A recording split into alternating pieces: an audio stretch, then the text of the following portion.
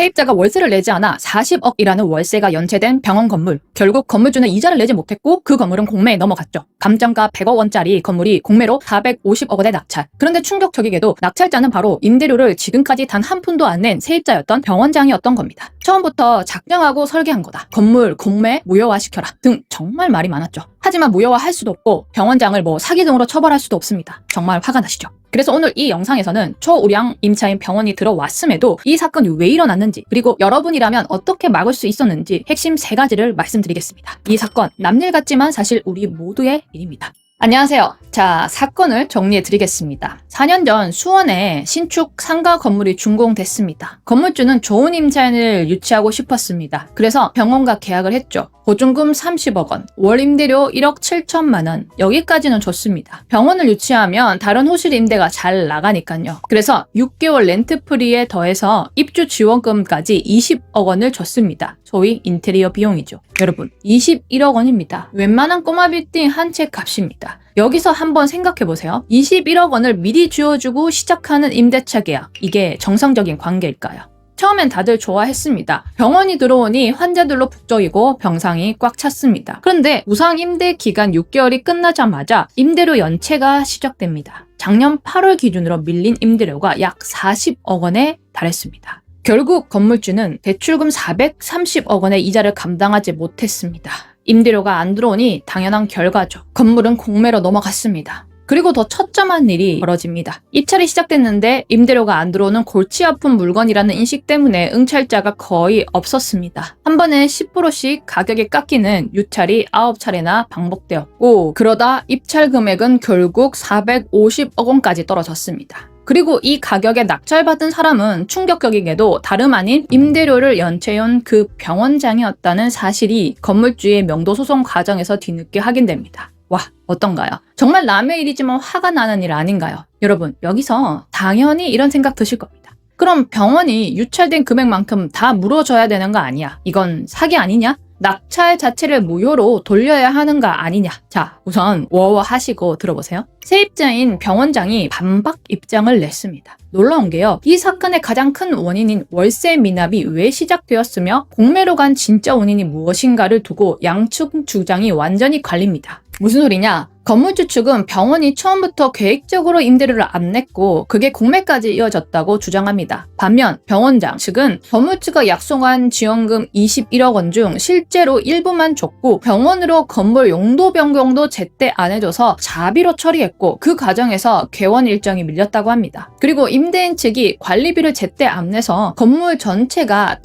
단수될 위기에 처하자 병원이 어쩔 수 없이 미납 전기료 등 관리비를 대신 냈다는 주장도 나왔습니다. 병원장 측은 이렇게 본인이 떠하는 비용을 다 더하면 오히려 건물주 측으로부터 받아야 할 돈이 더 많다고 주장합니다. 여러분, 이렇게 양측 입장을 다 들어보면 누구 말이 100% 맞다고 단정하기는 어렵습니다. 이 부분은 결국 진행 중인 소송에서 법원이 가려줄 영역입니다. 다만 오늘 우리가 짚고 넘어가야 하는 건 그 진실 공방 자체가 아니라 양쪽 다 이렇게까지 갈등이 깊어지게 만든 계약과 자금 관리의 구조적 허점에 우리는 집중해야 합니다. 그리고 이 영상을 보시고 계시는 분은 이런 일이 평생 없어야 하겠죠. 그러기 위해서 이제부터 말씀드릴 이 3가지에 집중하셔야 합니다. 건물주님, 그리고 예비 건물주님들. 첫 번째, 신축 시, 신축 후에도 최소 1년 이상 임대료가 한 푼도 안 들어와도 대출이자를 낼 수 있는 자금 계획을 세워야 합니다. 이 사건에서 양측 주장이 어떻든 한 가지는 분명합니다. 430억 원 규모 대출에서 임대료 흐름에 잡음이 생기자마자 건물주 측이 대출이자 압박을 받았다는 겁니다. 수십 개의 신축을 봐온 제가 경험한 바로는 준공이 나자마자 바로 임대를 맞추는 건 현실상 어려웠습니다. 소위 준공 후 잔손복이라는 과정도 필요하고 입주 청소 등 임차인이 바로 들어올 수 있는 상태가 되는데도 준공 필증이 나오고 나서 생각보다 많은 시간이 걸립니다. 그리고 신축 후 렌트프리라는 기간, 즉 임차인에게 임대료를 받지 않는 기간을 서비스로 주는 경우가 많죠. 즉 순조롭게 진행돼도 준공 후 약 6개월 가까이 건축주는 임대료를 받지 못하는 기간이 현실적으로 존재합니다. 그런데 이 사건처럼 임대료 연체까지 된다면요, 명도소송은 1년 정도가 걸립니다. 아니, 그 이상도 걸리죠. 지금까지 저희의 얘기를 들으시니까 어떠신가요? 최소 1년 이상 임대료가 들어오지 않더라도 대출이자를 감당할 자금이 있어야 한다는 생각이 드시죠? 다시 정리하면 대출이자 최소 1년 이상 감당할 정도의 자본 계획은 세우시고 건물 매입 또는 건물을 지으셔야 한다는 겁니다. 두 번째입니다. 이번 사건에서 가장 핵심적인 부분이기도 하죠. 건물주가 임차인 모시기 위해 너무 의뢰 입장이 되면 안 된다는 겁니다. 무슨 말이냐? 건물주 측은 병원을 유치하기 위해 6개월 렌트프리에 21억 원의 입주 지원금을 약속했습니다. 우리는 건물주가 갑이고 임차인이 을이다라는 말이 사회적 통념상 있죠. 꼭 갑을 관계에서 갑질을 하겠다는 의미가 아니라 지금 애초부터 건물주가 너무 임차인 모시기 입장이라는 거죠. 왜 그럴까요? 이유는 첫 번째와 동일하게 건축주 자본금 대비 과한 신축 사업을 했을 가능성이 높고 신축 후 목표 임대료가 상당히 높았을 겁니다. 자, 한마디로 정리하겠습니다. 건물주는 스스로가 자금 사정이 어려워질 정도로 임차인 모시기 조건을 걸어야 할 만한 상황을 되도록 만들지 않아야 합니다. 결국 이건 신축을 하기 전 목표 임대료 측정이 너무 중요합니다. 그리고 신축이 아닌 일반 건물 매입에서도 너무 희망적인 임대료를 목표로 매입을 해도 똑같은 일이 벌어지니까 조심하셔야 합니다. 그리고 그거 아세요? 이번 사건에서 우리는 또 큰 교훈을 얻어야 합니다. 바로 임차인이 임대료를 미납했을 때 일반 사무실이나 회사보다 병원을 내보내기 위해 명도 소송 후 강제 집행을 하는 난이도와 리스크가 더 큽니다. 여러분, 정말 상당히 더 큽니다. 강제 집행은 주로 물건을 밖으로 빼내는 작업입니다. 회사나 사무실은 사무용 가구, 컴퓨터 등 짐만 빼면 끝이죠. 리스크라 하면 짐을 옮기는 과정에서 물건이 파손되는 정도의 민사적 책임만 신경 쓰면 됩니다. 사람의 생명과 직결되는 돌발 사항이 거의 없죠. 그래서 법원 집행관이 날짜를 잡고 들어와서 짐을 빼고 보관 창고 등으로 이관하고 문을 잠가버리면 명도가 완료됩니다. 그런데 병원 한번 상상해보세요. 물건뿐만 아니라 사람, 의료 시스템이 얽혀 있습니다. 자, 건물주 입장에서는 명도 소송 승소라는 법적 무기가 있어도 이렇게 말하기는 좀 그렇지만 현장에서는 환자라는 인간 방패가 버티고 있는 셈이라 물리적으로 집행을 밀어붙이기가 극도로 어렵습니다. 병원이라는 우량 임차인은 정말 양날의 검입니다. 그래서 저는 메디컬 건물이라고 무조건 좋다고 생각하는 건 금물이라고 고객분들께 말씀드립니다. 다시 정리드리자면 과도한 임대 목표가와 자본력 대비 높은 대출의 결과로 소위 너무 을이 되는 건물주가 되지 않는 게 이번 영상의 핵심입니다. 이건 건물 매입 전, 건물 짓기 전 충분히 수지 분석을 하셔야 한다는 거죠.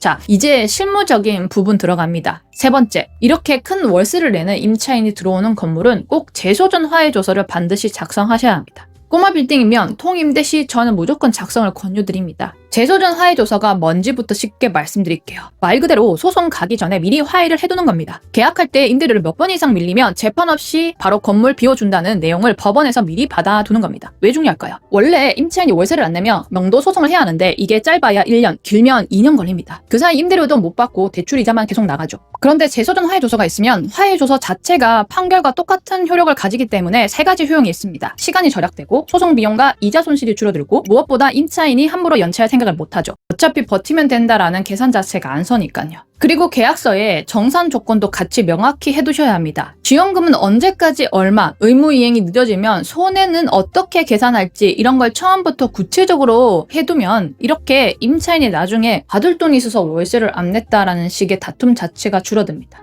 계약서에 도장 찍는 그 순간이 가장 협상력이 강한 순간입니다. 그때 요구하지 않으면 나중에는 절대 받아낼 수 없죠. 그래서 저 같은 경우 임대차 계약 시에 특약이 많습니다. 소위 표준 임대차 계약서만으로 임대차 계약 작성하는 경우 제가 중개하는 계약에서는 적어도 없습니다. 자, 세 번째 정리 드리자면 월세가 높은 임차인은 재소전 화해조서가 꼭 필요하고 계약서 작성 시 일어날 수 있는 일에 대해 어떻게 처리할지 특약으로 교통 정리를 해놓아야 합니다. 이번 사건 건물주 입장에서 보면 사실 화나는 부분이 한두 개가 아닙니다. 손해배상은 밀린 임대료와 약정 지연이자 정도로 범위가 제한되고 사기죄는 병원이 정상적으로 보증금 내고 영업까지 했기 때문에 고의 입증이 어렵고 낙찰무효도 병원이 채무자나 이 사건에 관련된 공무원, 이 건물을 감정한 감정인이 아닌 이상 법적으로 막을 방법이 없습니다. 우리는 이런 일을 당하는 일이 없도록 오늘 말씀드린 세 가지 다시 한번 짚어드리겠습니다. 이것만 기억하셔도 정말 건물 뺏기는 일이 없을 겁니다. 첫째, 준공 후 최소 1년 이상 임대료 없이 버틸 수 있는 자금 계획을 세우셔야 합니다. 잔손보기, 입주 준비, 렌트프리까지 감안하면 순조롭게 가도 6개월은 그냥 갑니다. 거기에 연체에 명도 소송까지 겹치면 1년은 우습게 지나가죠. 둘째,